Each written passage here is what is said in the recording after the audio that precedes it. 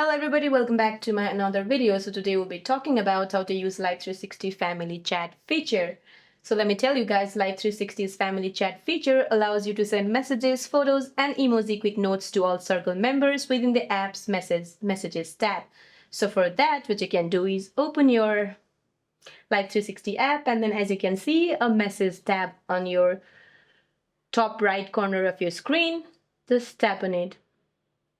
As you can see, I don't have any inbox here because this is the first time I'm using my inbox. So that's why you won't be able to see any kind of conversation here. But for you, what you can do is once you open your inbox, you will see the text field here.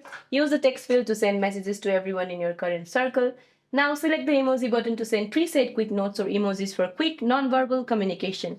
Now you can also share photos. Tap the photo icon to share images with the group. If you have multiple circles, for example, family and friends, use the drop-down menu at the top of the screen to choose which circles that you want to view. So that's it for this video, guys. I hope you liked this video. See you in my next one.